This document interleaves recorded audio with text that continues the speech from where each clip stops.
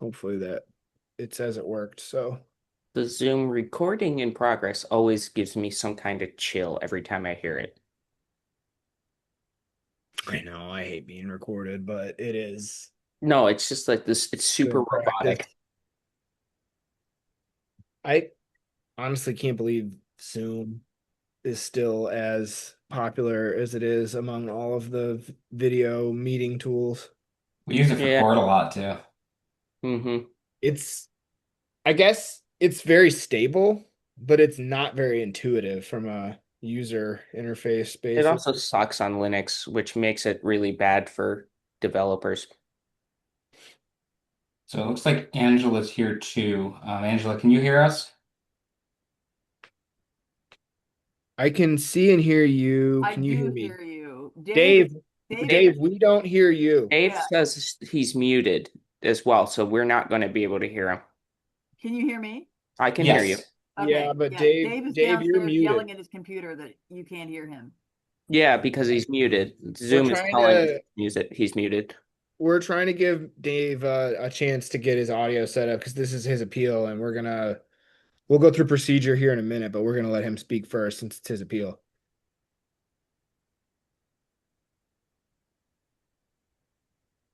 But it looks like from my perspective that Dave just needs to hit the unmute button. I think the host can ask him to unmute. Oh, let me try. I I don't know. can He's in check, here. but I'm not a co-host or anything. I can make you guys co-hosts real quick too. I think. Host tool. I don't know who Kenny Schultz is, but he's joining.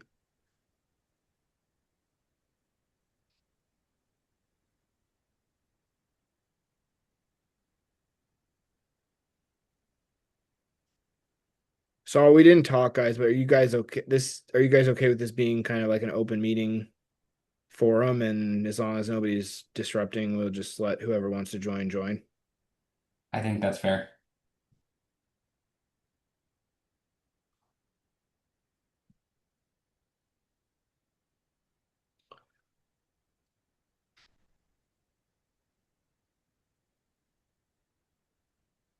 Are you seeing anything about asking him to unmute? I did click that and it did Okay. not do anything. I can click it. Yeah, he would have to. I think it would bring up a prompt for Yeah, it him. brings up a prompt for him. I'm looking at his computer and he Oh, it doesn't looks. have an He's unmute unmuted button. Came now. off mute. Can you talk, Dave? He's talking now. Can't. No. Yeah, it So we must have Dave in here twice as well.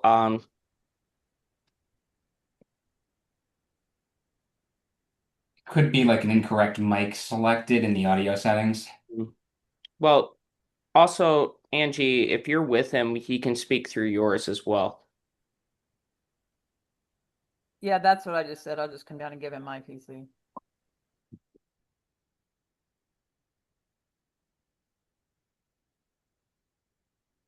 Okay, and then as soon as we get confirmation he can speak, then John, do you want to just kind of go through the process that you had laid out? Sure.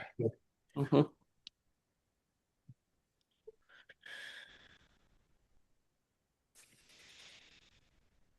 I'm gonna go grab my glass of water. I'll be back in 30 seconds. Okay. Give me one too, Joe.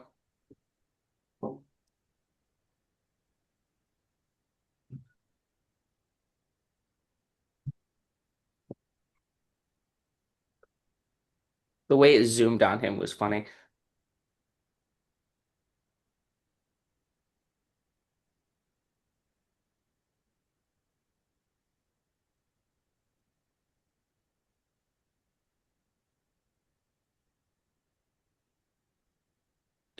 While we're waiting for Dave to confirm that he can speak to us, I'm gonna go use the restroom real quick. Okay. Okay. And thanks for your patience, everybody. This is our first time doing this, all three of us. So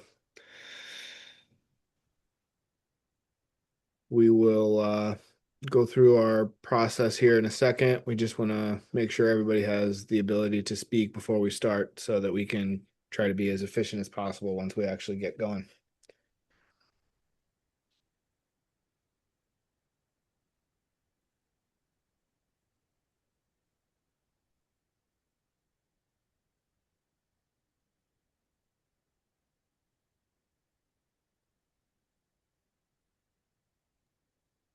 Okay, fellas, I think you can hear me. Yeah, Yeah, we can hear you, Dave. Okay, now we're just waiting for Mark to come back, Dave. And then we'll get started. well, where the hell is he? We have a meeting here. No. He just stepped away for a second. I'm teasing. Have to piss the committee off Don't right ever before take- the hearing. Don't ever take me too serious. 'Cause I won't.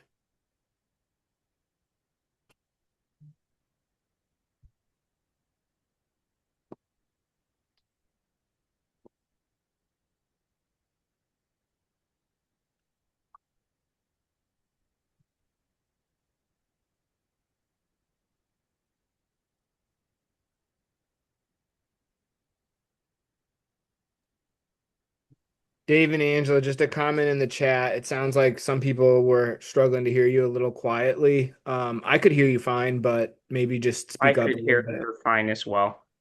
Okay, If I think what's important is if the three of us can hear her clearly in this case. all right, and I will try to speak louder. I was probably facing the other way, so I can that should be better, other people. Yeah, I can hear you. I can hear you too. Yeah, Okay, me thanks. too. All right, Mark's back. So are you good, Mark? Yep, I'm good. Okay, John, if you want to kick us off. So we are going to be starting with Dave today, because it is Dave's appeal. Dave will be able to give his opening statement. And Joe, do you want to delve into additional arguments, or would you rather Connor give his opening first, and then we go from there? So I think the two people that submitted briefs should be allowed to speak first, and then if we want to go in alternating order of people like opposing slash supporting the appeal, just alternate back and forth between whoever wants to speak. I don't know, And but we don't have very many people on, so I don't know if we need to set a time limit for fairness, but the time limit could be fairly large. yeah, I don't think we're going to need to unless we run into something where things are going in circles. We are also going to be asking questions of anyone making an argument. We may interrupt at times if there's a clarifying question, but we will let you finish your arguments. I did see that Connor said that he's personally time limited and has to leave at 2:30. I don't think that should be a problem at all. So Yeah, I hope we're all the way done by 2:30. yeah, so I think what we will do is let Dave go first. After that, we can let Connor go, both with their openings and with questions that we have for them. And then once that's done, we will let anyone else who is in here also address us.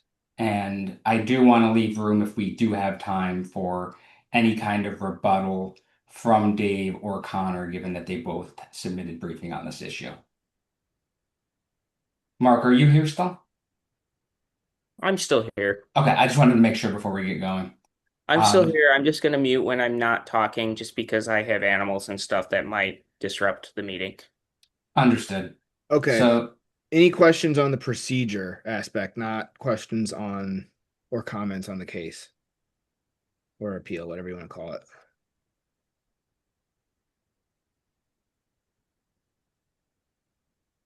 Okay. Sounds like we're good. all right. So, Dave, you are up first. You can start with an opening Oh. statement. Oh, One quick thing I will real quickly I'll put because we have some additional folks that joined that didn't submit anything. So I'll put the link to the drive where all the files that have been submitted are stored. I'll put it in the chat so people can view those while people are talking.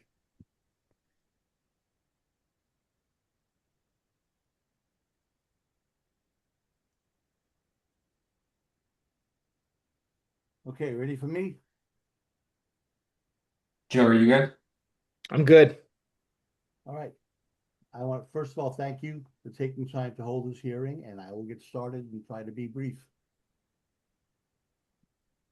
This appeal does not dispute that the executive committee voted by a 2/3 majority margin to suspend the Genesee County affiliate.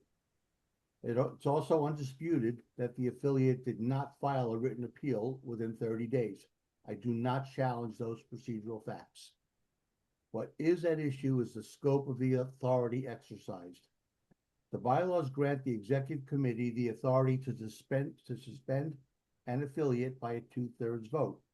But that authority is not unlimited.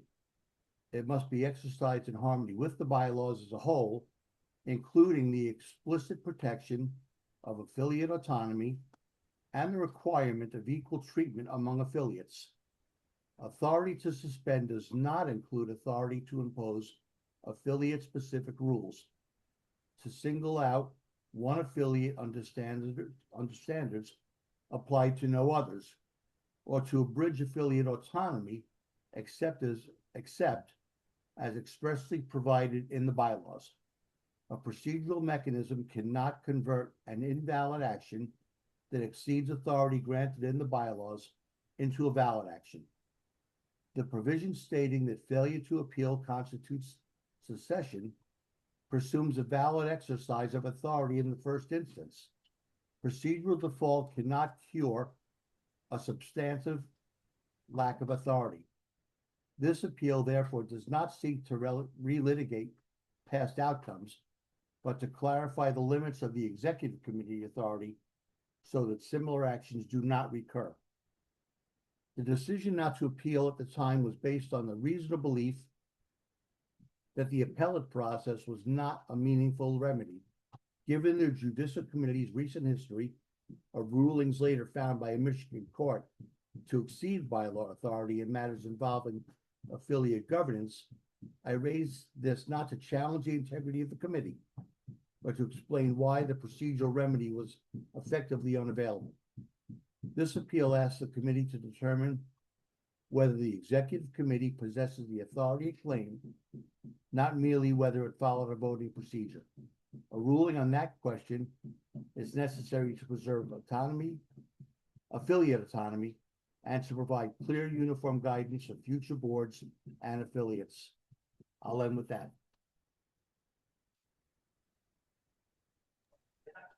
So Dave, is it your position that disaffiliation of an affiliate requires some sort of good cause?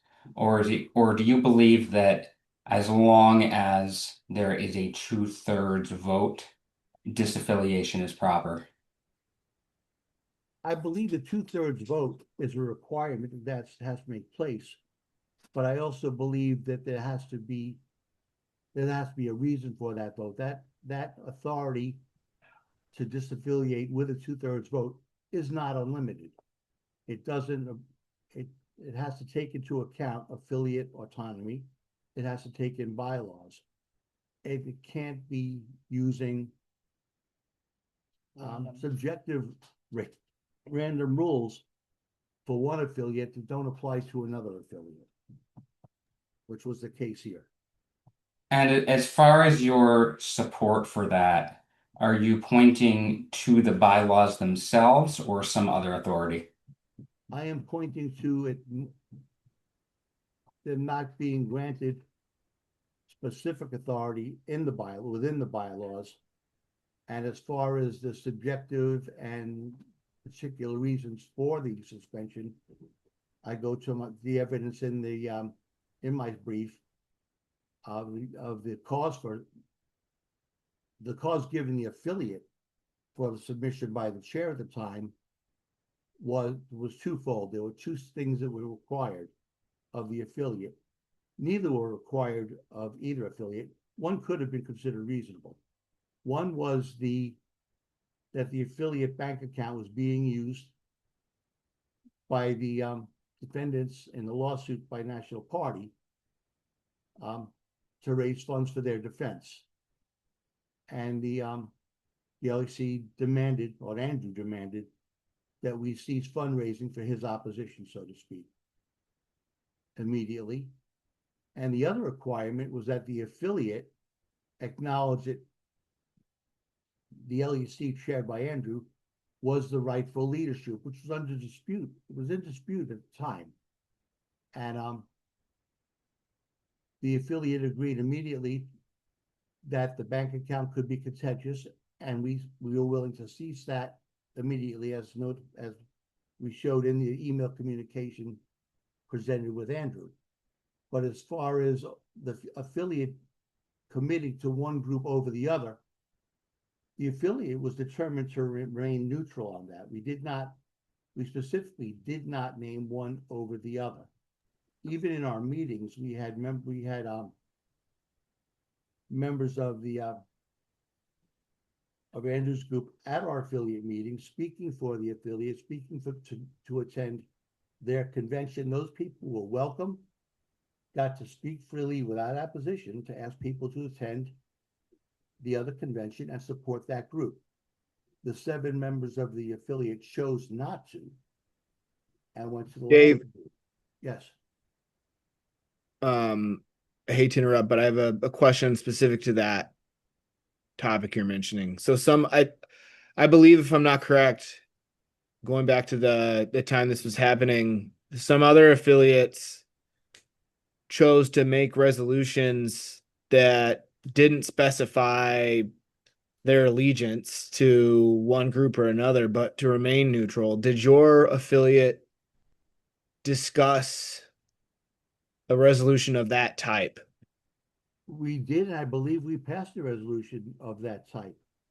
We were clear on that as an affiliate, we were remaining neutral. And I believe that's also stated in the email correspondence with Andrew on that site, that we were not choosing, as an affiliate, we were not choosing either group.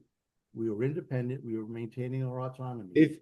If you guys had a resolution like that stated such, could you find it and submit it back to us?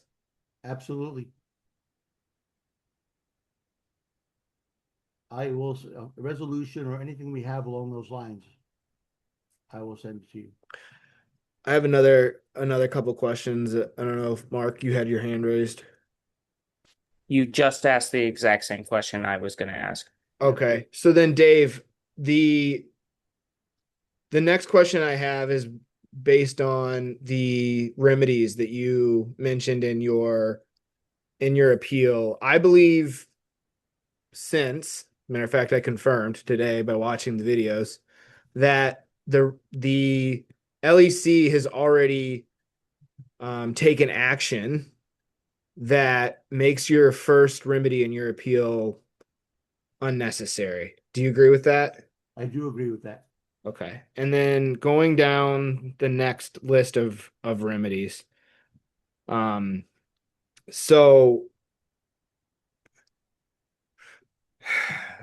you're asking for the 3 of us as the Judicial Committee to declare the LEC's imposition of a resolution requirement as an invalid and unequal standard. I want to ask you to touch on that, and then I'll save my other question for a little bit later then. Sure. In response to that, what I'm looking for is for the committee to rule that the executive committee exceeded their authority with the disaffiliation, really in order to establish a precedent for future LECs to really treat that disaffiliation as serious as it is, in the aspect where the reasons for it really need to be universal, be held to all affiliates, to any party that might be disaffiliated, and excuse me, they should be applied evenly. Dave, just want to let you know, some people are having trouble hearing you. I can hear you, but some people are having trouble. Okay, I will try to be louder, and it's really a matter of looking to apply the justification for disaffiliation evenly when it's applied. The reasons need to be set in stone. The reasons need to be in the bylaws. They need to be specified, any reason for disaffiliation. They can't. But they're not, though, are they? They're not. The reasons we were disaffiliated were not. And so if we are tasked with interpreting the bylaws, then we cannot interpret what does not exist. One other question I have for you, Dave. Your third request for relief is to affirm the necessity of a judicial committee ruling, which is in the bylaws. How do you expect for the judicial committee to make a ruling if the procedure in order to enable a hearing and a ruling is not accurately or is not followed? I'm not sure I follow the question. If the proceed, So the are you referring procedure in the to, bylaw, I'll go through the procedure in the bylaw. The procedure in the bylaw is paraphrasing that if the LEC disaffiliates a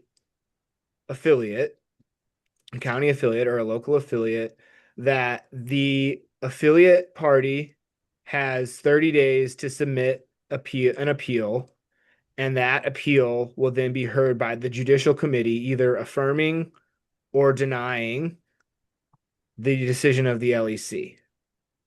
okay, I'm with you there. If one portion of that process is not followed, in other words, if an appeal is not submitted, how then can there be a process which requires the judicial committee to make a ruling? What I'm asking the judicial committee to rule on is the original disaffiliation vote being held.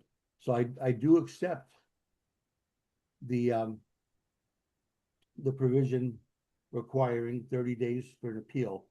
What I'm arguing is that the original disaffiliation vote exceeded the board's authority. So is the third request for relief in your appeal no longer something that you're pursuing?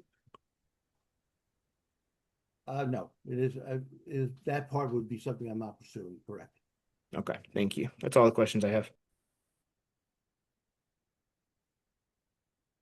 John, did I finish your question? Yes, you did. I saw that Mark had his hand raised, so I was just waiting to see if he had Okay. something to say too.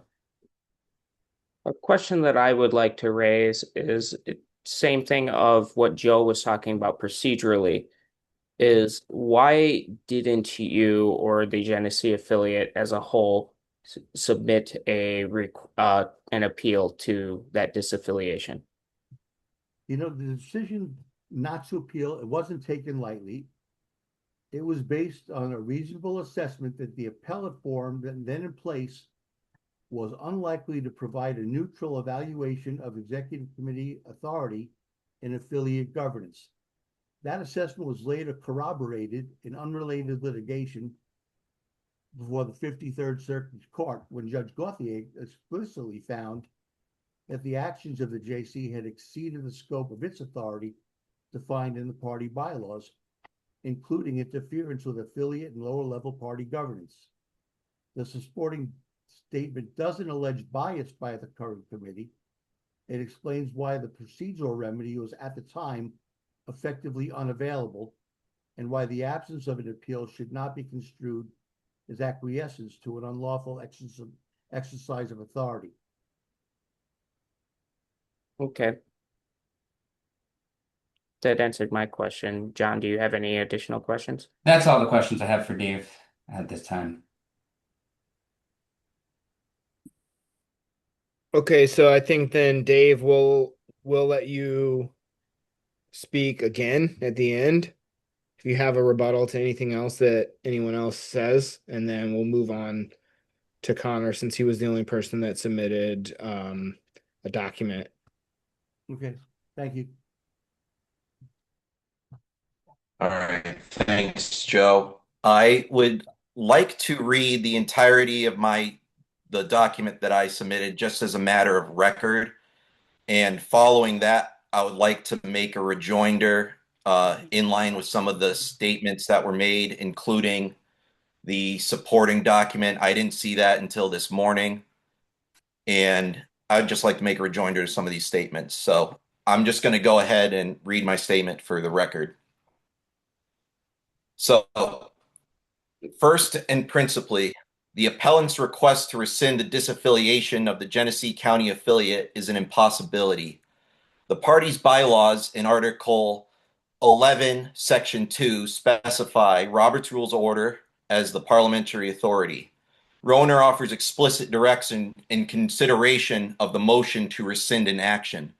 35.6 actions that cannot be rescinded.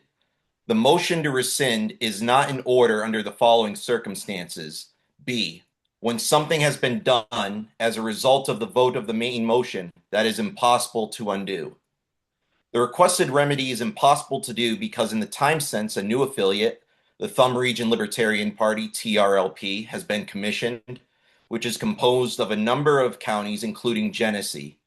An organizing convention was organized in March of this year in which bylaws were adopted that named Genesee County as included in the region. What residents from Genesee County were present made no motion to strike Genesee from the region and then voted for the bylaws as a whole accordingly. The Libertarian Executive Committee, LEC, ratified these bylaws and the new region slate of officers in April without challenge. Connor, Accordingly, just for 1 second, I do want to just interrupt and ask a question while we're on this topic. As far as something certainly. being impossible to undo, is it your position that if someone were to be removed from the LEC in clear violation of the bylaws, like let's say there is 100% agreement from everyone who's looking at this after that the removal was in violation of the bylaws, and then before any sort of appeal took place, another person was appointed in the removed person's place, would the same impossible to undo standard arise there? Or do you have some way to differentiate that? My position is that under these circumstances, there is an impossibility. Through the course of my document, I am going to support that assertion. I mean, I really don't think another scenario would factor in. I'm going to say, again, without knowing the particulars of another scenario, say that it could be possible. I think as yeah, I think it could be possible. I think these circumstances in particular, it's not possible, and I'll I'll let you keep explain going. why in my supporting argument. Okay. Accordingly, rescinding the disaffiliation is a breach of the existing agreement of TRLP with the LEC. Furthermore, it necessarily imposes a change of the bylaws of TRLP without the consent of its members. Both of these actions constitute a breach of the autonomy of TRLP and are thus expressly forbidden by Bylaws Article 4, Section 4. That's written down here. I'm not going to read it all. It's the only exception provided is the LEC's ability to arbitrate disputes between affiliates, Article 4, Section 2, which has been cited by some as justification for rescission. Mr. King, do you have a question? I do. My question would be is from the Libertarian Party of Michigan's point of view, do they have the decision to allocate an affiliate region by themselves? So could they make the decision that they choose the Genesee County Libertarian Party to be in charge of Genesee over the Thumb region, regardless of the bylaws that both affiliates have? I am going to answer that point. I already have that written down in my document here. With respect to everyone here, can I finish this reading my submission and then we can take questions afterwards? I think I've anticipated some of these questions here. You seem to have wanted, I was going to wait, but you seem to have wanted me to ask right then. So that's why I did so. Fair enough. Okay, I'll go ahead and finish reading. I'll make my rejoinder to some of the other points made, and then I'll happily take questions from the Judicial Committee. Okay? Understood. All right. The only exception provided is the LEC's ability to arbitrate disputes between affiliates, Article 4, Section 2, which has been cited by some as justification for rescission. However, there is no inter-affiliate dispute here for the LEC to arbitrate. Genesee was unaffiliated at the time of the formation of TRLP and was legitimately affiliated with it. The question of Genesee independence is thus an internal affiliate matter over which the LEC has no authority to adjudicate. To this last point, when I first heard that the LEC was considering rescinding the disaffiliation of Genesee County, I protested the motion on these same grounds. I, as chairman of TRLP, and with the full consent of the members therein, offered to remove Genesee County from TRLP via the legitimate procedure, to amend our bylaws to remove Genesee County at TRLP's next regular convention. No one from Genesee County has been prohibited from participating in our meetings, nor would they be barred from our convention provided they pay a very modest $5 in membership dues. This is a very small cost to follow our procedures and ensure justice for all parties to the dispute. This good faith offer and these very same arguments were thoroughly rejected when the LEC chose to ram through their rescission motion. The LEC chose political expediency over following the bylaws and procedures required therein. Because these actions necessarily violate the bylaws, it is impossible to rescind the disaffiliation of Genesee County, and therefore Roberts 35(6)(b) applies. The rescission of the disaffiliation of Genesee County cannot be allowed to stand. At this point, in regards to the September LEC meeting when the vote to rescind the disaffiliation was held, the chair ruled the motion out of order, citing 35(6)(b). The ruling was challenged and overturned by the rest of the board. The chair's ruling was indeed correct, and Roner 1026-1 offers further insight. 1026, main motions that are not in order. Below are stated a number of characteristics or conditions that cause a particular main motion to be out of order, and where applicable, the alternative courses that are open for accomplishing the desired result. 1. No main motion is in order that conflicts with the corporate charter, constitution, or bylaws. And to the extent that procedural rules applicable to the organization or assembly are prescribed, no main motion is in order that conflicts with such rules. The chair, recognizing the motion to rescind violated the provisions of Roner and bylaws Article 4, Section 4, would have been justified in refusing to conduct any vote overturning this ruling. Considering the valid alternative of allowing Genesee members to secede from TRLP was offered, rescinding the disaffiliation was not permissible. Lastly, and further proving the impossibility of the motion to rescind, is that per bylaws Article 4, 5 through 6, these are quoted in full in the arguments below, the final authority to suspend an affiliate lies not with the LEC, but the Judicial Committee.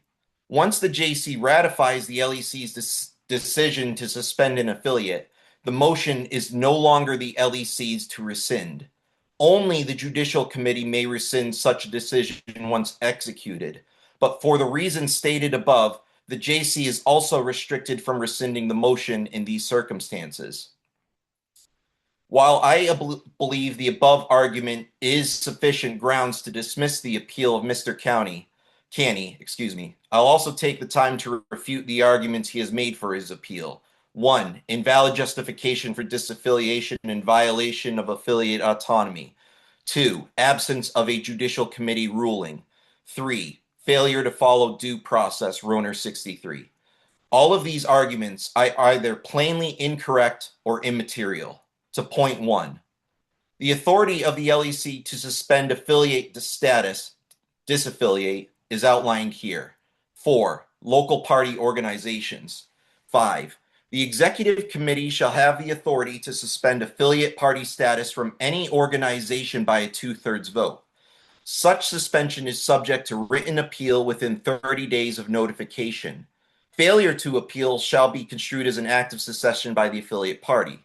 The Executive Committee shall not suspend any affiliate party within a period of 3 months prior to a state party convention.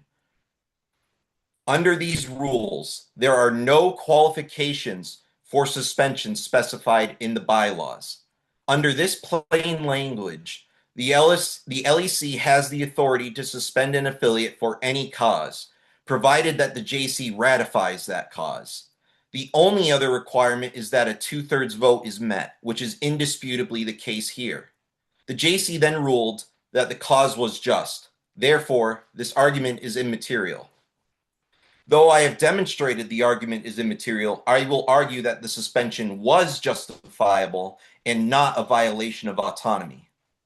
Mr. Canny freely admits in his appeal that Genesee County did indeed use their committee to open accounts and websites for the imposter LPMI. That action alone justifies suspension. In simply stopping the fundraising that way and creating a new separate committee, which is indeed what they did, does not demonstrate any kind of penitence for the wrongdoing. This wrongdoing was tantamount to criminality and led to a series of lawsuits in state and federal courts. Mr. Canny played a leading part in these agitations, using his chairmanship of Genesee County as a weapon against a legitimate organization. The creation of an imposter LPMI, armed with funding enabled by the Genesee County account, is the root cause of years of turmoil, lost funds, and countless wasted hours. In regards to the resolution requirement, the LEC at the time were not certain if Mr. and Mrs. Canny had taken this action with or without the direct consent of the members of Genesee County via motion made in a meeting. If we were to suppose this action were taken without the direction of the membership, the LEC asking the members of Genesee County to make an official rebuke of that action is justifiable. Asking the members of Genesee County to recognize the legitimate Libertarian Party of Michigan is an existential question. Quote, are you or are you not an affiliate of the legitimate Libertarian Party of Michigan? Unquote. By attaching this requirement, the LEC graciously gave Genesee County an off-ramp to disaffiliation and further controversy. By refusing to answer, Genesee made clear that they are not part of the legitimate Libertarian Party of Michigan. How then was any choice imposed upon Genesee County that they hadn't already made? This cannot be considered a breach of autonomy, nor unjustified in any sense. To the point of equality, I make one further rejoinder. The question of equality here presumes that the affiliates were equal in their actions. Genesee and West Michigan took extraordinary measures over the course of these events, for which they received extraordinary treatment and disaffiliation. There is no principle of justice which demands that the guilty be treated equally to the innocent. To say otherwise is to impose greater injustices. To point two. Here, Mr. Canny is plainly incorrect. As the chair of the Judicial Committee at the time, I can attest that Mr. Canny failed to submit any kind of appeal to the suspension of the Genesee County affiliate. Consequently, the Judicial Committee upheld the suspension. This was announced to the party in an email on June 6, 2023. The announcement included these statements, quote, the Libertarian Party of Genesee County did not attempt to file an appeal in regards to its disaffiliation by the legitimate executive committee. The Judicial Committee has decided to revoke the charters of the Libertarian Parties of West Michigan and Genesee County, as sanctioned by bylaws Articles 4, Sections 5 through 6. The members residing in these areas still have their rights fully subscribed in the bylaws. The bylaws, unquote, the bylaws require the Judicial Committee to ratify the decision of the LEC to suspend an affiliate, as specified in Article 4, Section 6. I'll spare everybody reading this at this time. I'm going to presume everyone's familiar with it. Once Mr. Canny was notified the suspension was initiated by the LEC, that was his notice that the JC would be considering the question and that he would have 30 days to submit his counter-arguments. Mr. Canny should have automatically started preparing Genesee's defense of the JC of his own volition. Ms. Bazuma did not have such an issue comprehending these bylaws in regards to the simultaneous suspension of the West Michigan affiliate. Mr. Canny's failure to follow the process is not a failure of the process itself or an injustice by the JC. His argument that no Judicial Committee decision was made then is plainly false. Ms. Thornton has argued that they refused to submit an appeal because the JC was quote unquote corrupt and that a ruling in favor of the LEC would have been fraud. This belief was justified by making a claim of private statements made by Mr. Chatterton. I believe that at best she has grossly mischaracterized her statements, but even if her claims were true, Mr. Chatterton was not a member of the JC and never had authority over them. He made his arguments per the same right that Mr. Canny had. Her fears became a self-fulfilling prophecy because failing to submit any argument guaranteed a ruling against her. For lack of a counter-argument, how could the JC have ruled any other way? Calling the court corrupt would never fly in any other setting.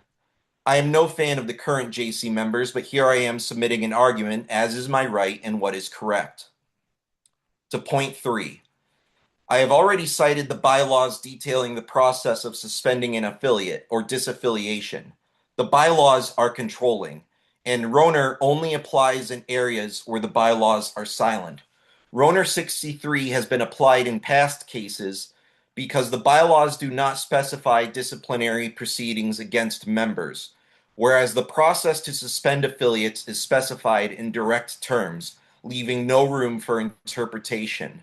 Therefore, this argument is irrelevant and immaterial. Conclusion. Mr. Canny's arguments in his appeal are both immaterial and incorrect, and even if they weren't, rescinding an action that was executed nearly 3 years ago at this point, and has since had a new regional affiliate rise in its place is impossible. Such an action cannot be taken without violating the bylaws and procedures of Roner. I further appeal that I, speaking on behalf of TRLP, have offered a legitimate alternative that is permissible per hours in LPMI's bylaws. I am putting in writing and on the public record that I will permit Genesee County members of the Thumb Region Libertarian Party to vote to secede from TRLP at our next regular convention in 2026. The Thumb Region's establishment was legitimate, and we have taken no hostile action against anyone in Genesee. TRLP is wholly innocent and has offered a good faith compromise solution. This is the way to restore Genesee County without violating TRLP's rights. The only cost is membership dues and a few months of time. If the Libertarian Party of Michigan is to end the ceaseless infighting of the last several years, we must first do justice by one another and obey the procedures that have been specified in our mutually formulated and consented bylaws. The bylaws are a fairly objective standard that both restrain and protect all parties in our passions. This has been my one demand since the rift in the party started forming before I was first elected to the Judicial Committee in 2021. A lot of pain and misery could have been avoided if we had only followed this counsel. In the face of all the wild debates that happen in our circles, follow the rules should not be controversial. To close, I humbly request that the Judicial Committee apply the following remedies. 1. Decline the requested remedies of Mr. Canny. 2. Rule the September LEC decision to rescind the disaffiliation of Genesee County in April of 2023 as invalid and void, per Bylaws Article 4 and Roner 35-6B. 3.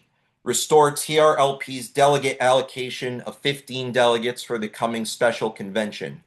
4. Urge the resident members of Genesee County to lawfully participate in the Thumb Region Libertarian Party's regular convention in 2026 and change the bylaws to remove Genesee. So, that concludes my written statement. I would like to make one rejoinder to Hey, Connor, Mr. Canny's we're gonna ask you questions about your statement first. We've been patiently waiting for you to read 6 pages, and we have a bunch of questions to ask about that. So I don't want to I don't want to mix those two things up. So we'll let you give your rejoinder in a minute, but we're gonna ask questions first. That is fair enough. Go ahead. So Connor, I just wanted to say before we kind of jump into anything more substantive, you do understand that the appeal we're hearing that was noticed for today is not about the LEC's decision from September, but solely about the original disaffiliation, correct? I did not know that until you had sent your email to me stating such. If I may, I would like to argue that I, because the appeal is directly pertaining to that motion and um, the essentially the motion, the requested remedies are indistinguishable from that motion, that I think it's frankly absurd to consider one without considering the other. So It Connor, is directly correlated to that LEC motion. Now, of course, Connor, you have the right to not do that, but I protest. yeah, can I ask a question about your one of your statements early on in your submission? You quoted throughout your submission the impossibility of the, I guess, reversal of disaffiliation of Genesee County due to this portion of Robert's rules, which is when that the motion to rescind is not in order under the following circumstances: when something has been done as a result of the vote on the main motion that is impossible to undo. Which portion of which aspect of this is making it impossible to undo, first of all? Okay. It is impossible to undo because a new affiliate No, has no, no, been no, I'm not asking created. for a reason. I'm asking what is impossible to undo? What action is taken that is impossible to undo? The disaffiliation is impossible to undo because there have been several consequent actions, including the creation of an affiliate. That And affiliate has rights in. have those Please allow actions, me to finish, please. go ahead. That affiliate has rights under our bylaws, and to rescind the disaffiliation and create a new affiliation cannot be undone without breaking the bylaws and creating impositions upon the existing affiliate.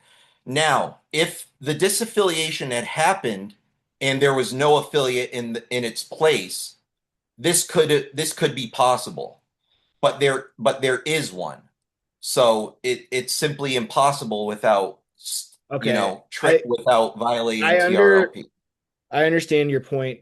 Was the action that you're now saying is unable to be, impossible to be undone, how was that a direct result of the vote that was taken to disaffiliate?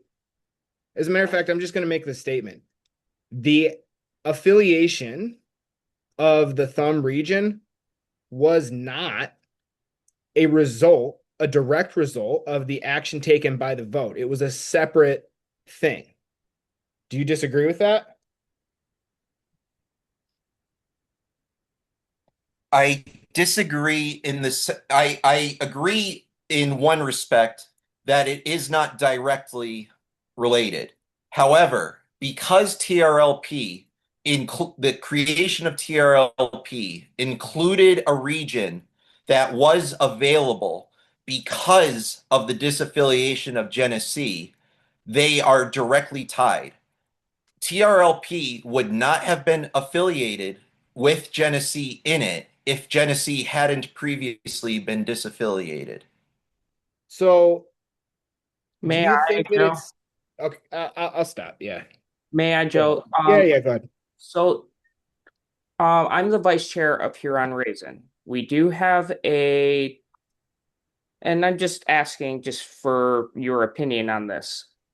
If we have a bylaw within our bylaws at Huron Raisin that states that we only allow votes from Washtenaw, Monroe, and Lenawee counties.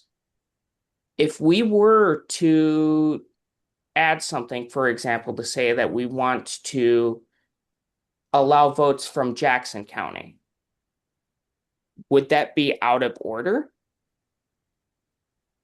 Because Jackson Hillsdale is in another affiliate.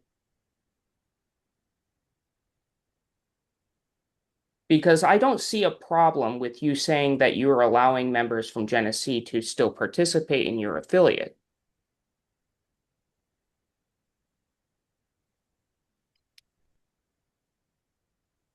I would like, okay, let's take a step back and understand the process of No, no, no, affiliation. no, no. Answer my No, question correctly. I'm asking you to be I'm very going to honest. do that, and to do that properly requires understanding the process of affiliation. No, I'm asking how is this I think we affecting. all understand how that process works. I'm asking how it affects your affiliate because your bylaws can say that you accept people from Genesee County, just like how Huron Raisins only accepts from our three counties. There's nothing preventing us from saying that we accept somebody from another county. That is directly in contradiction to the creation of affiliates. And per your example, that affiliate would be, in a sense, annexing a neighboring affiliate's members. We don't get there. Now, and We the don't get their LEC would affiliate. have the LEC would have the authority to arbitrate that dispute. In this Connor, with instance, all the due one that is respect, actually under question here today is the Genesee County affiliate did not exist when TRLP was created. Now, in the process of creating an affiliate, the affiliate defines for itself what the region is. I'm not saying that. And so What I'm and coming at. then the That's what I'm LEC coming at, accepts Connor. those bylaws. That is an agreement between the LEC and the affiliate. And so creating a separate affiliate is violating the autonomy of the region affiliate that they already created. They are reneging on a deal that they had previously agreed to. This isn't a Connor, matter of just adding in something that already exists. This is a matter of creating something where there was nothing before. Connor, let me interject with this. With my statement, I didn't say that we were taking over the delegation of Jackson County. What I was saying is that we're allowing members from there to be a part of Huron Raisin if they so choose. This doesn't dispute what the state would say. We don't get their delegate affiliate, their delegate allocation shit. Um, so what's wrong with this statement? Because I don't see an issue in this case where it actually violates yours, other than the delegate allocation, which I think is what's really at play here. To just simply state that you wish to also include Genesee members.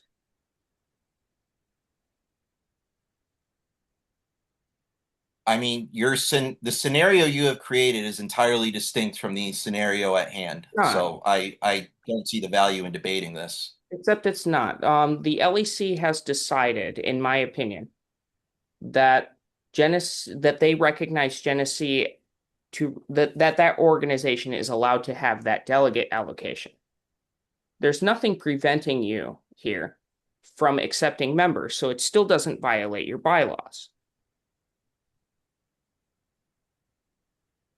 You just get less of a delegate allocation because you don't include one county. The Thumb Region's bylaws do not say we just welcome members from Genesee. The Thumb Region's bylaws say that the region affiliate is composed of the following counties. It's 6 counties, including Genesee. Which Connor, the, what members from your affiliate that are residents of Genesee contributed to the opposition of the appeal? I don't understand what you mean. Can you rephrase the question? Yeah, which members of your affiliate that are residents of Genesee County are supporting your opposition to this appeal?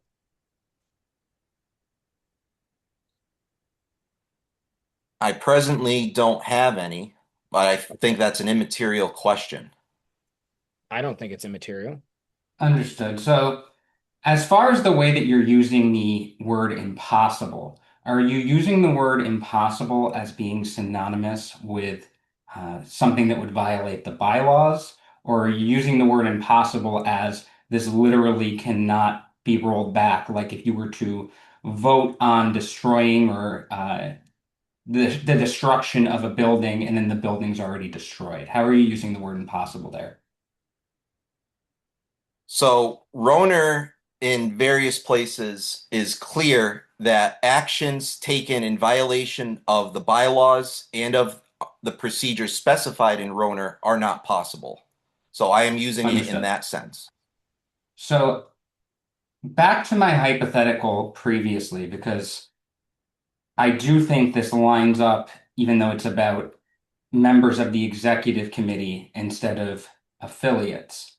If a member of the executive committee were removed in violation of the bylaws, and let's not debate over whether there was a violation, let's just acknowledge that there was a violation there.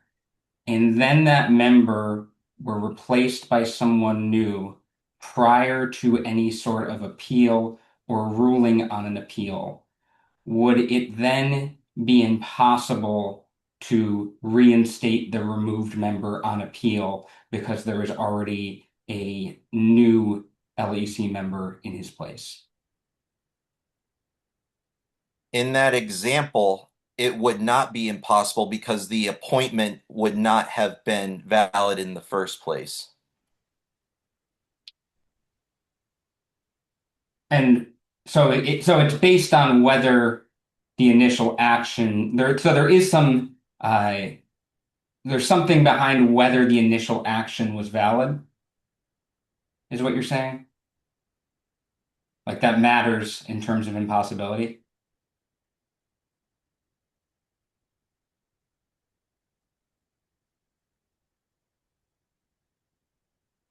I'm not entirely sure, to tell you the truth. Understood. Do you believe that an affiliate can be suspended by the LEC for any reason? Per the bylaws, there are no qualifications for it. What the So, If the but Judicial Committee ratifies those reasons, then yes, it is permissible. so as long as the Judicial Committee ratifies it, an affiliate could be suspended because you personally are part of the affiliate and the LEC doesn't like you. Is that your position? Yes. Understood. Do you believe that the threat of disaffiliation can be used to coerce an affiliate into doing something? And I can give the example of selecting a specific chair of that affiliate. Can that threat be made by the LEC where the LEC says, if you don't elect this chair, we will disaffiliate you? I think that's a very clear case of the violation of autonomy. So in that example, I would say no. In our circumstances, as I argued in writing here, I think the asking of an existential question is certainly valid. And again, there was no question made to Genesee that, they weren't willing to answer. It's Is like, okay, the question is simply, okay, do you want to exist as an official affiliate? Yes or no? And they chose not to answer. I mean, I think Was that the actual question that was asked, or no? I mean, I may be paraphrasing. I don't have the exact language right in front of me, but that's essentially what it was. But you would agree with me that the threat of disaffiliation can't be used as a backdoor to infringe on affiliate autonomy. Generally, no, but again, I mean, I think it depends on the circumstances, and it is up to the Judicial Committee to analyze those circumstances. you would agree with me that there was an act in, even if you were on one specific side of it and believed at the time that you were on the correct side, you would agree with me that there was an active controversy at the time of this disaffiliation over which group of people was the legitimate LEC that was being litigated. I can recognize that there was indeed a controversy, but but the way I mean, before I get too into this, are we going to be arguing about this entire course of events? I'm asking a question. Because If you don't want to answer the question, you don't have to, but that was brought up where you were talking about the imposter group. So I did have a question there, but you can feel free to not answer it if you don't want to. at the time, there was no bylaws created. There was no bylaws justification for the creation of an imposter group. And so the Judicial Committee at the time had a very clear um, answer to the things that were going on. So, one, the creation of the imposter group was not legitimate, and all of the things that happened consequentially stem from that. Do you believe that a judicial committee could be corrupt? I'm not asking if you think a previous one or the current one is, but do you believe that a judicial committee could be corrupt? I mean, we are political institutions, are we not? Of course, they can be corrupt. But So it's if a really what determines if the institution is corrupt or not is if the justification for their decisions being made is met by clear delineations in the bylaws and the procedures of Roner, in my opinion. So if a judicial committee were to, and I'm giving a hypothetical here, I'm not saying that this happened. If a judicial committee were to outwardly state that it was going to deny any appeal from a specific member or members, no matter the topic, would that change in a scenario where that was happening? Would that change your position on whether a disaffiliated affiliate would be considered to have seceded if the affiliate does not file an appeal after the LEC disaffiliates them? I do not think that is justification because even if someone on the Judicial Committee had said, my mind is made up, I am committed to a course of action, there is always the possibility that they could be persuaded out of that position. And I just have one more question and then I will let everyone else move on. When there is a judicial committee hearing on a specific topic, do you believe that it is appropriate or necessary for notice to be given to members who may want to speak on that topic?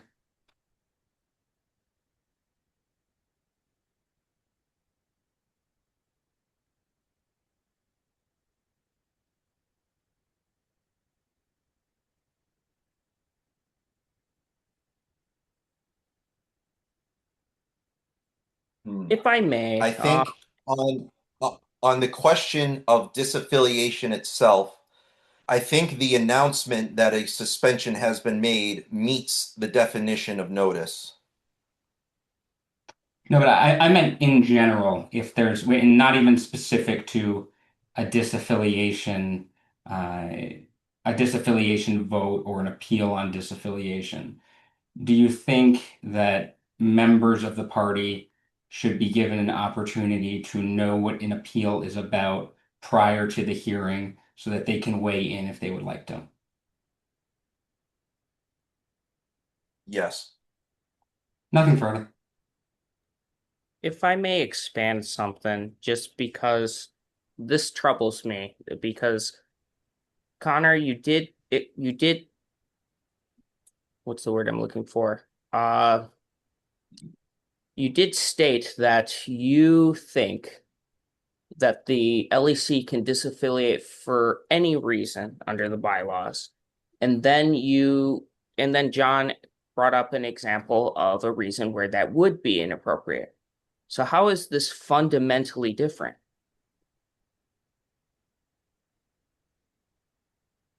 So where can I go and say to Dave, no, you're wrong.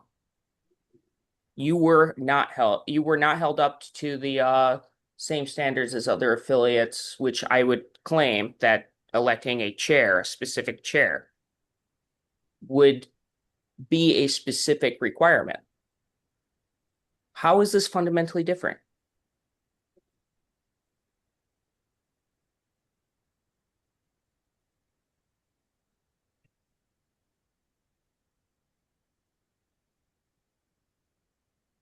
You're talking in your scenario, you are talking about the LEC creating a contrived demand of an affiliate. That is de facto a violation of the autonomy of the affiliate. The affiliates have the right to decide for themselves who the chair is. That's very plain. So, So yes, if under this scenario, which is clear, which is different from the situation we are talking about, what is being appealed, yes, there is a difference. you ask I them, think we should I think we should move on to I Mark. do I want think to we should finish move on this. to Connor's next point. This is We've important been for my giving him a vote. lot of questions. I want to let him give his other point, and then we'll ask follow-up questions to that. And then we've got two other people that have their hands raised that want to speak, and If Connor already I told may, us he needs Joe, to leave by 2:30. if I may, Joe, I just want to Okay. clarify this last point. So a resolution is asking, or asking to pass a resolution is asking basically the same thing. You're asking them to vote a specific way. So I don't personally see the difference in this case. And I'm very interested to hear your take on it. I put that in my response. We were asking an existential question, or excuse me, the LEC was asking an existential question of Genesee County. Are you an affiliate of the legitimate Libertarian Party of Michigan or not? That is very distinct from some kind of condition such as, oh, we want you to select a certain leader. We want you to put a certain condition in your bylaws. This was a question of their very existence.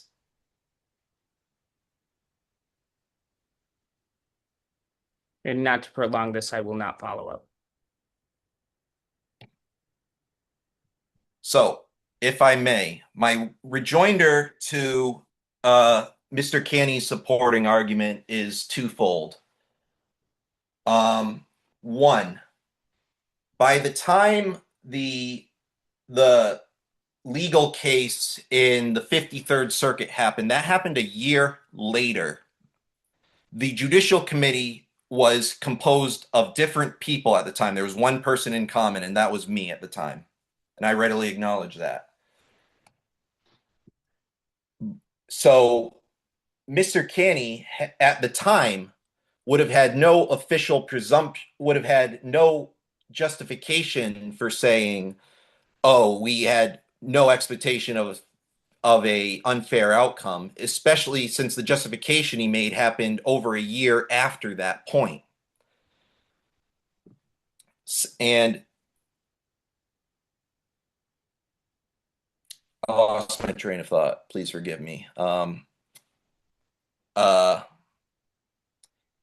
And to further that, I don't think the precedent of the 53rd Circuit case is necessarily applicable because the Judicial Committee answers technical questions in our bylaws. Our bylaws have a lot of technical procedures, and technical analysis is required to interpret them.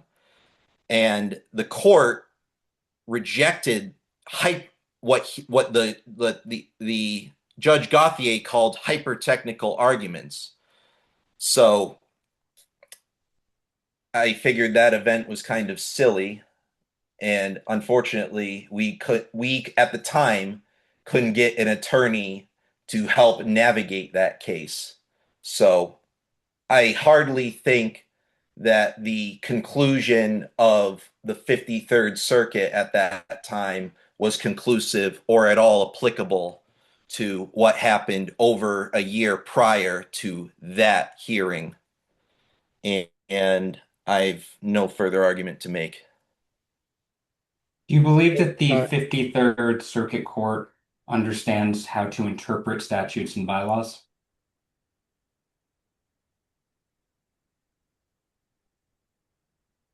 I don't think that they did at the time.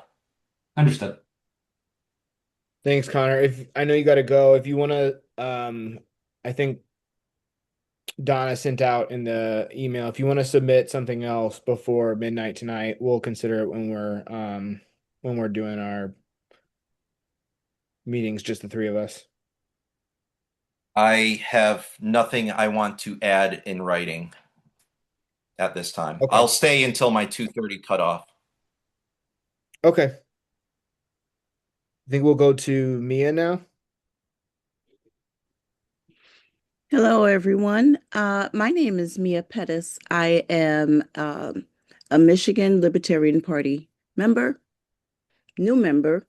I initially contacted Andrew Chatterton, who I think was president at the time, and I advised him that I wanted a Genesee affiliate and that I would like to participate in that affiliate.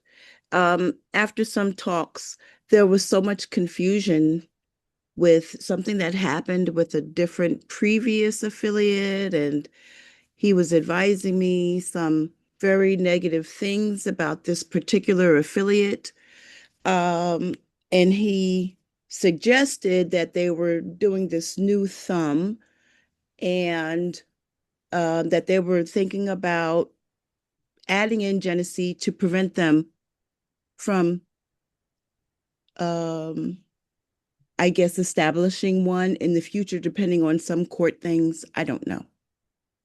So he suggested that I become a part of this voting member to see if Genesee should become, I wanted an affiliate, and he kind of guided me as to what I should do.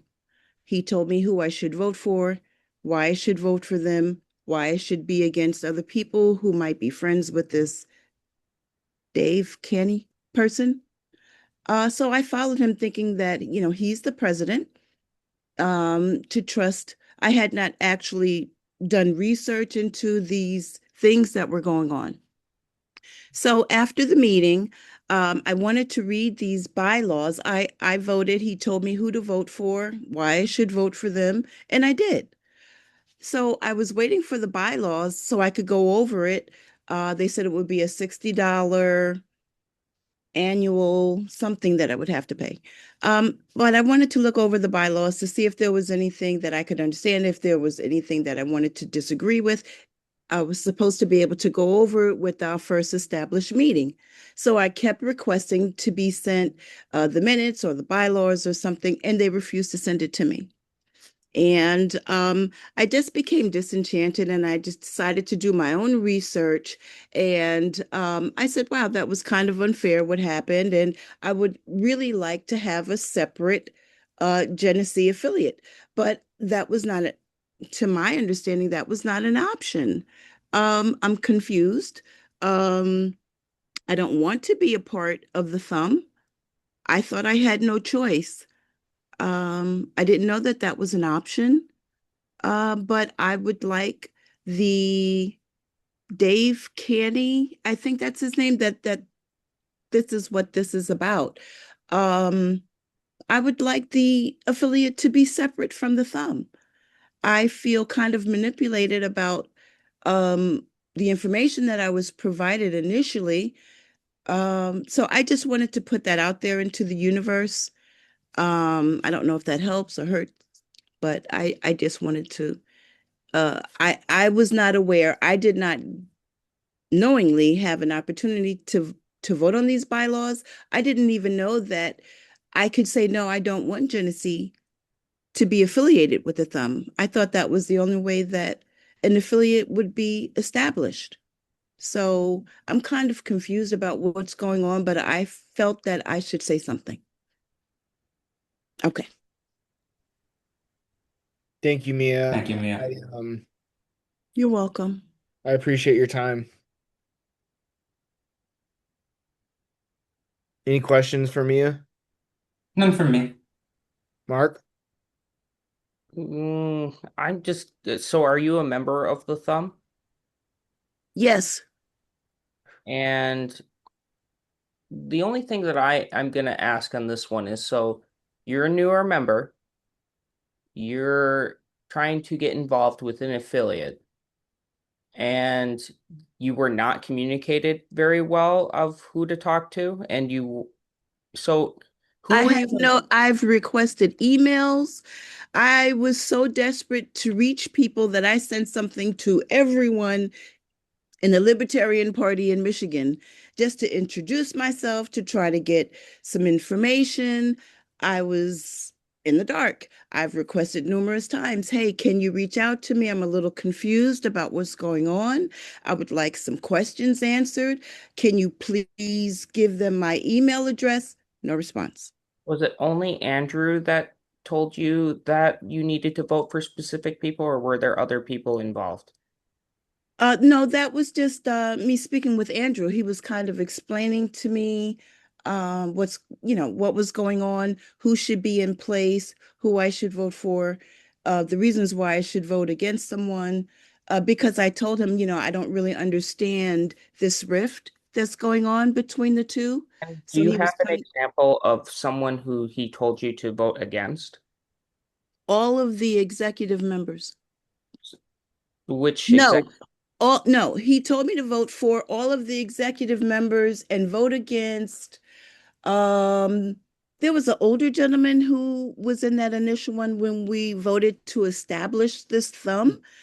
And there was also a gentleman who um said that he wouldn't mind being like a treasurer or someone, and he told me not to vote for him Okay. because he was affiliated, I think, with the Dave person. But he told me that I needed to vote for, So is it charged toward Dave?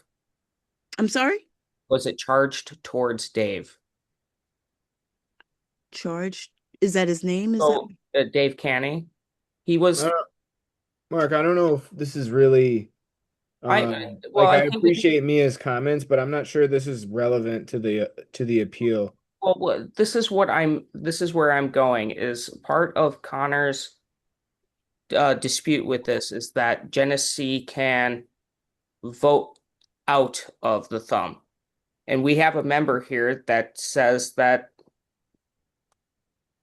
they're actively trying to not let this happen. And I think that this is an important problem with Okay, his claim. So I'm your point. saying it. And I also have not knowingly voted for the bylaws. That was my thing. He said everyone agreed upon the bylaws, but they never sent it to me. So how can Oh, I agree upon it and vote on it if I have not been given the opportunity to see it or ask questions?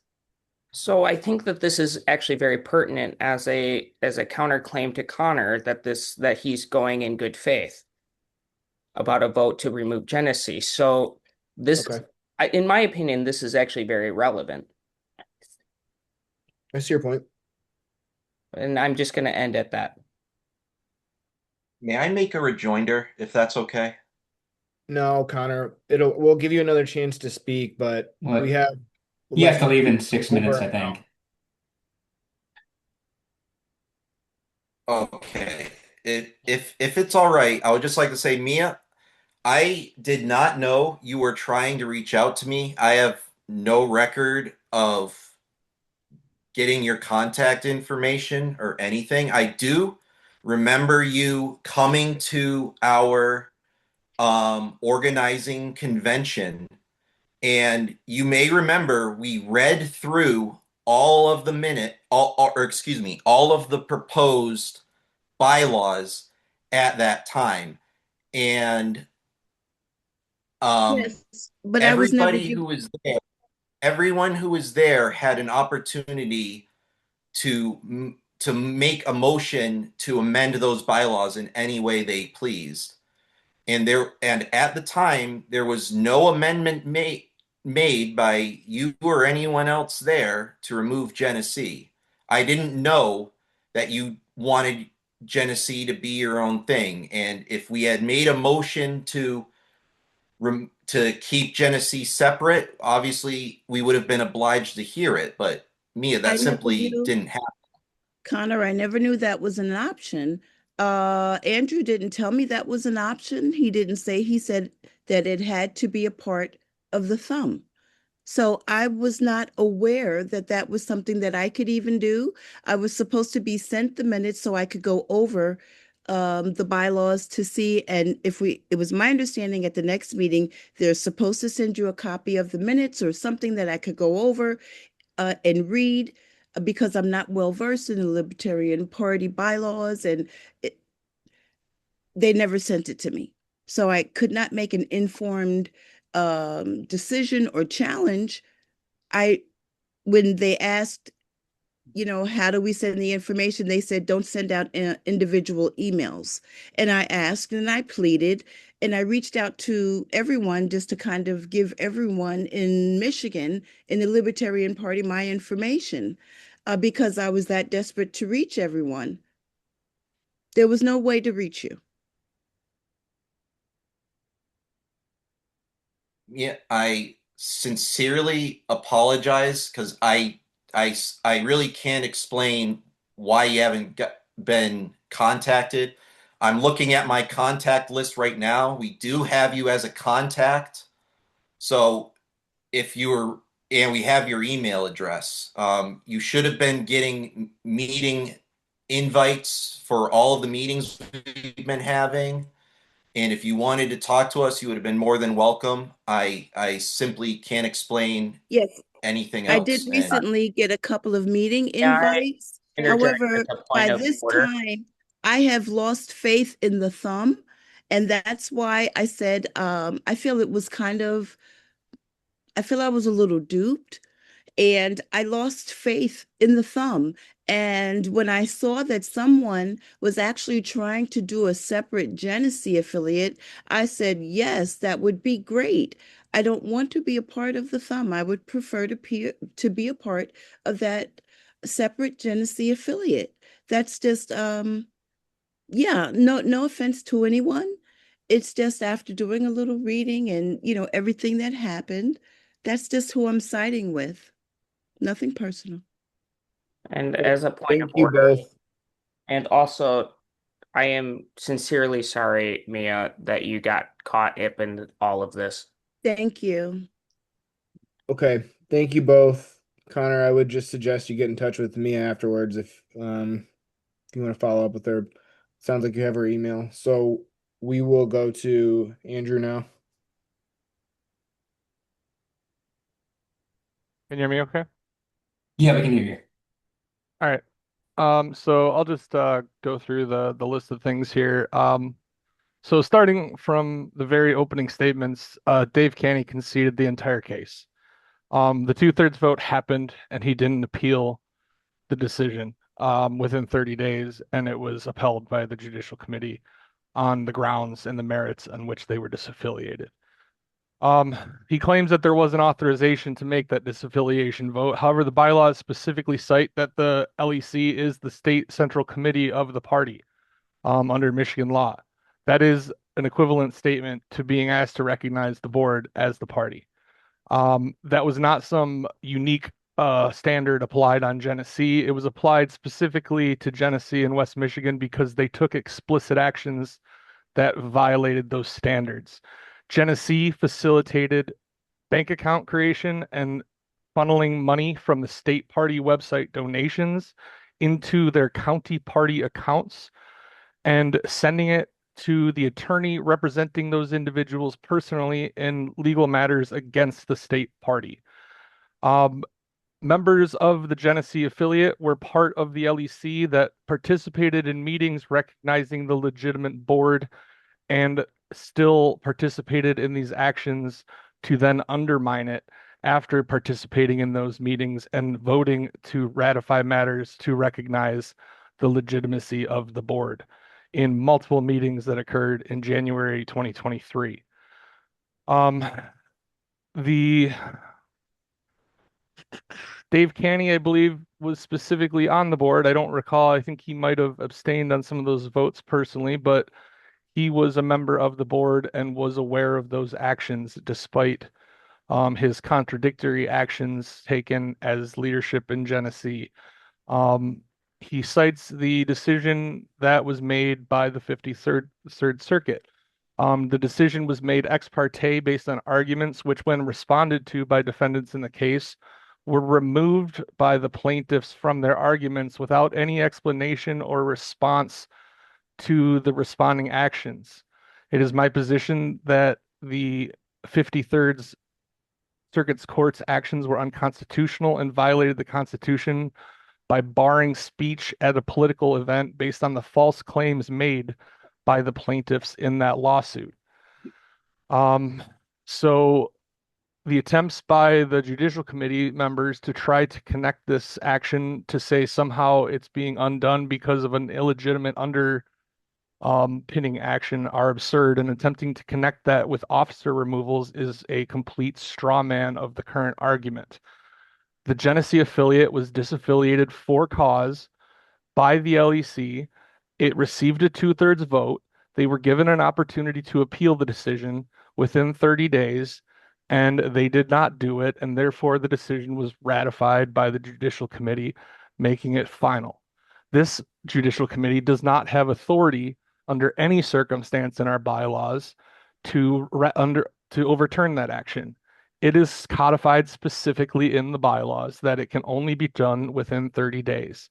So this board does not have the authority to act on this, and to claim otherwise is in plain violation of the bylaws and would be a breach of contract by the members of the Judicial Committee if they decide to do that. Furthermore, to say and lean on the claims that there was a open controversy at the time and people acted neutrally is further not a valid justification to claim that this was not a reasonable action by the disaffiliation of the affiliate at the time. And to claim that that was a basis, I think would also throw at odds with the fact that there was a stipulated judgment that was signed on to by members of the appellants, and I believe a member of the Judicial Committee that recognized the legitimate board. So to say that it wasn't valid cause for the Executive Committee because they disaffiliated over the controversy about who was the legitimate LEC, and to now say that that wasn't a valid reason would at least be walking the line with violating the considerations in the stipulated judgment signed by multiple individuals who are party to this Judicial Committee hearing. Hey, On Andrew, multiple could you sides. show us reference in that stipulated order where the folks agreed to what you're claiming, which is that one group was the official board? It was to say that the members who I were want you part to of show that me lawsuit, the you document. have it. I'm not going to look it up. You can look it up, and you know what it said. You signed it. I And do it know what it said that says you are exactly. not the What you're party. claiming is not accurate. What you're claiming is The false. individuals were not that were in the lawsuit were not the rightful Libertarian Party of Michigan. That So if you is want to claim that the LEC's basis factually for incorrect. disaffiliating was not legitimate, then I leave you to I'm do not that at claiming your own anything. peril. I'm not claiming anything. I'm just making sure that the So rest if of you want to make the a committee. decision that says that the LEC didn't have cause at the time, then you can do that, and that'll be your own action to deal with. And could you also show me what contract did the three of us sign that we would be in breach of? You are bound as members of the Judicial Committee to act according to the bylaws. That is the basis of your authority as members of the JC, and if you act in violation, you are in breach of that contract. That was established in the ruling by the same judge that Dave cited in his first ruling, in which the individuals were ruled against for their lawfare actions. So your threat of litigation is noted, but was that stipulation signed before or after the Genesee disaffiliation? I'm going to continue with my points. No, you're not going to. You're going to answer my question. That was signed in August, I think, of 2024, if I'm not mistaken, or 2023. I could be mistaken on the year of that. That was Understood. You can after these continue. events. Um, However, though, if the JC wants to claim now that the basis for the LEC action of disaffiliating them in light of that controversy, which has since been settled, and it proved that LEC correct, I would just make that point for your reference. Um, then let's see, the moving on to the thumb region. Members were made aware of this. The Cannys were notified of the thumb affiliation and the intent to include Genesee County into it, and they didn't decide to participate and oppose that. Um, Members of Genesee from Genesee were welcome to the event, and contrary to claims made tonight, were informed about the implications of that. I'm very troubled by claims made by Mia on the call that she wasn't informed of things today because I know for a fact, and I know she knows, she was informed of those things. She made requests to get contact information for all the members of the party and their personal information, which was not granted. And she was, however, given information to all of the meetings of the Thumb affiliate. She was given the full background information about party happenings, and she was not improperly coached or led on things. She was informed about events, and she was given factual basis of those and made her own conclusions on those things. And I after can she provide. intended to, tried to get contact information and but was instead given information for meetings, she repeatedly asked for specific notice of meetings and was given it on a recurring basis leading up to meetings on multiple times going into them, and then still didn't attend. And at that point, after multiple occurrences where she asked for special notice to be informed of things and then didn't participate them after receiving that notice, I eventually stopped spending extra time to go out of my way to help integrate her but into the party. But at no point was she misled or was she lied to or cut off or denied access to any reasonable access to information as a member. And I'm very disheartened to hear her come here today and characterize it as she has. And I think it's very dishonest of her to try to do so. So I'm sorry that you feel that way, Mia, but I'm not going to sit here and try to play games and defend after all the time we did spend talking and going through these things. And for you to show up here and try to characterize them in this manner without even reaching out and talking about this or bring it up after you had made multiple attempts where you tried to spin these things that you weren't getting informed after you got very specialized and specific notice of events that you then skipped and didn't attend when I went out of my way to give that to you. I'm done with you and I'm not going to play these games. So I'm sorry you feel that way and I'm sorry you feel let down, but the thumb did not fail you anyway. You chose to not engage. So I think I know where the JC is going to go on this matter, and I think it's going to be a continuation of the abuses that have been done in violation of the bylaws to set a political agenda. So I don't really have a whole lot more to say than that. Sure. So if you're Yet willing, I'm I still do here have making the three arguments to questions. point it out. Thank you, Go ahead. Andrew. I would just like to say that I can provide emails that support what I said. I appreciate all assistance and everything.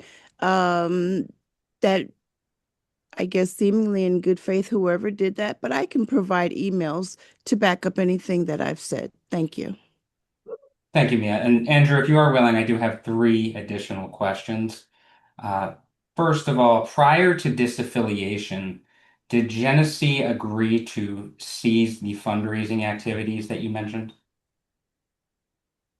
This is trying to undermine the basis that the LEC took a I'm two-thirds vote, so I'm I'm not even going to asking engage you, that. They took a okay, you vote. don't you cannot answer my question. That's totally fine. Do you believe that bylaws or that the bylaws require cause to suspend an affiliate, or can an affiliate be suspended for any reason as long as there is a two-thirds vote? There was cause and there was a two-thirds vote. And that is not what I'm asking, but understood. Regarding your comments about the actions of the 53rd Circuit Court being unconstitutional, do you have any specific case law or other authority for that proposition? Um,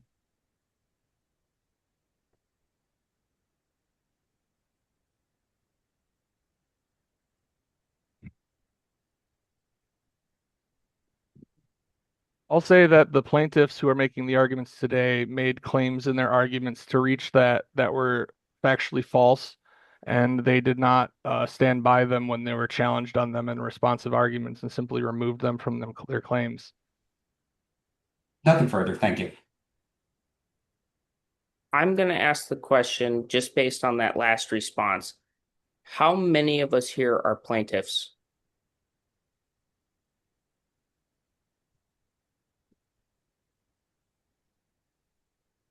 We'll rephrase it a different way. When you said plaintiffs, did you mean the appellate? No, I meant the plaintiffs in the case 24 How many people on this committee 9042 are CZ, I think it plaintiffs? was. Okay. I think we're okay. I just want to say it's disappointing that someone would assume that we have already made up our minds. No, 'Cause and this is the point that I'm actually trying Well, to clarify. nonetheless, Many despite of that, us, I'm still here making the arguments and giving you the opportunity to do the right thing, but it's up to you whether you decide to do that. Andrew Chatterton, how many of us on this committee are plaintiffs to that? How many of you are? I wasn't. The appellant was. I don't Well, remember, I'm talking about on this. Mr. Brungard or It- Mr. Hudak or You either of made you. a very specific I was accusation. not. You made a very specific accusation that we are going to go one way or another just because we are have already decided on this. How many of us on the committee? I'm not going to get into the weeds with you, Mark. You can do with the information what you The wish. answer is maybe one. I'm not Your sure. your decision in this case will either vindicate or disprove my assertion, so. That's actually very disappointing, Andrew, because you You're don't free know to what our do, you're free to make your decision on whatever grounds you want. Please prove me wrong. I have nothing further for Andrew. Okay, if anybody else has anything to say, go ahead and raise your hand. Otherwise, we'll go back to Dave and let him give his rebuttal, and then that'll be it.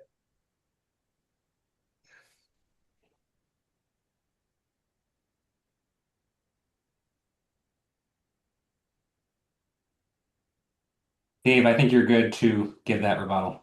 Okay, thank you. I'm gonna raise a few points here and then a closing statement. I'll try to be quick. I've not abused time any further. Um, First, I've got to express my regret that so many in the opposition felt the need to relive old battles, old divisions, matters that have believed to have been settled long ago, and continue to weaponize these things and divide. And I really regret that in this hearing, and things that were just irrelevant to the appeal itself, just for the sake of reliving these divides.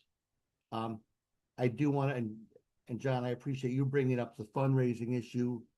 I've submitted the brief where, yes, we had the fundraising, and yes, Andrew asked us to stop that. He asked us in the email as a condition to avoid disaffiliation to cease fundraising, which we did immediately and told him so. And for them to continue to use that as a reason for the disaffiliation is really, really out of order. As far as the impossibility of reaffiliation, the newly elected LEC discussed the impossibility, in quotes, impossibility of the reaffiliation at length during the meeting where they voted to rescind the disaffiliation, and concluded that it did not meet the criteria of impossible in voting for rescinding that disaffiliation. Onto Connor's thoughts. I mean, again, an argument that continued to relive old things, bring up people that are not involved His filing is overwrought, it's political, it's conceptually confused. Bear with me just a sec. Yeah, I mean, he alleges criminality, imposter LPMI, weaponization, years of turmoil. None of this is relevant to whether the EC had the authority to disaffiliate under the bylaws, whether the affiliate-specific conditions were permissible, and whether the JC exceeded its scope previously. I'll leave that part out. Sorry. It's political grievance. It's not a judicial argument, and it weakens the filing. He kind of defends the executive commission, the LEC's action by saying the LEC asked Genesee to make an official rebuke and called that justifiable. The bylaws do not authorize ideological loyalty tests. They do not allow conditions applied to one affiliate and not others. No, they're not specifically left out, but the bylaws do not authorize such actions. And the suspension was based on subjective extra bylaw criteria. The executive committee exceeded neutral uniform authority. We don't need to argue the motives. The structure alone proves overreach.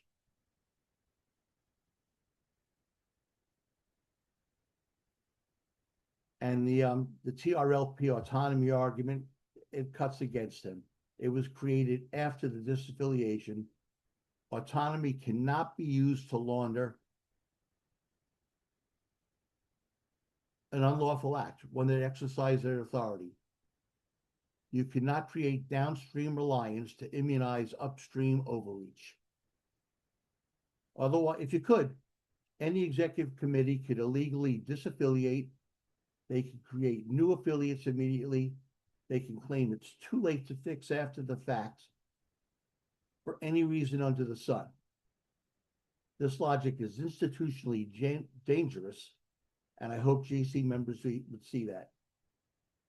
Connor admits political considerations influenced the decision in his statement. Judicial bodies are not supposed to ratify political expediency, factional enforcement, and retrospective justification.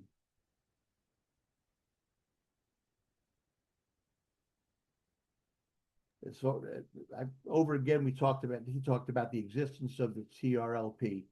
We're not asking the JC to dissolve the thumb region. We're asking it to clarify the limits of EC authority.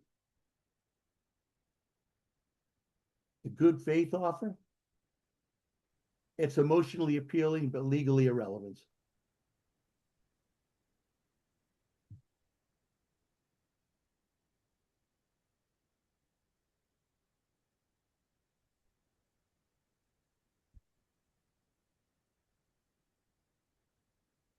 Anything else, Dave? Yeah, real quick, closing statement.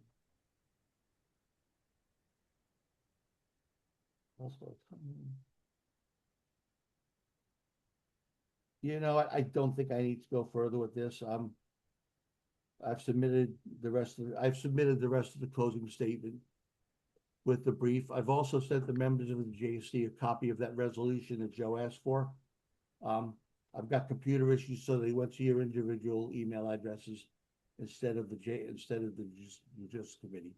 But I did send you a copy of the resolution that the Genesee affiliate did pass as far as a statement of neutrality and not choosing one of the two groups over the other. And I'll end it at that. And thank everybody for their time today. Thank all the members that came out to participate in this process. Okay, I will check my email and put that into the Google Drive, Dave. And I just want to say one more time that if anybody else has any statements that they'd like to submit in writing, those should be sent to the Judicial Committee today by 11:59 p.m.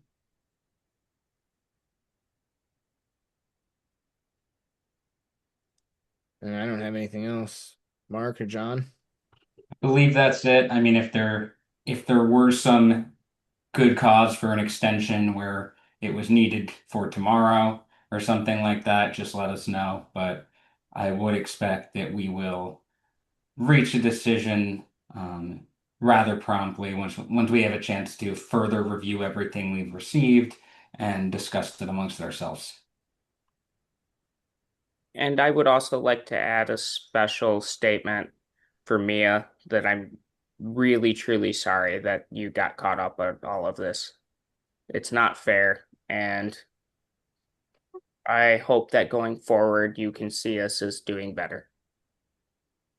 Thank you to everyone. I love the Libertarian Party. Um, this is one of the reasons why I wanted to support the Dave Canny Genesee affiliate. When I reached out to him to participate in a meeting, he never said anything negative about Andrew Chatterton. There was no infighting. He never mentioned it. But with Andrew, it was always an issue and it kind of turned me off. And I really want to grow the party. And with people seeing the fighting, it's a deterrent from people staying a part of it. So I just want to stay positive and support the Libertarian Party. I still, I like the members in the thumb. I just had to tell the truth and let everyone know what was going on. And as a Genesee County resident, where my wishes are. Nothing personal, and thank you to everyone. And I did see that Charles had his hand up. If it's something brief, I just wanted to give him a chance to just add that in. Yeah, I just wanted to mention I'm not asking for you guys to I'm not asking to have my words come into consideration on your decision, the actual decision you make.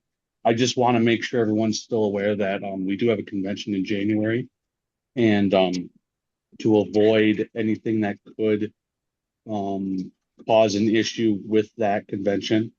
So that I'm not saying that this could be possible. Just keep that in aware as you assess it. I just don't want to cause more issues, especially considering we only have less than 30 days till the convention coming up.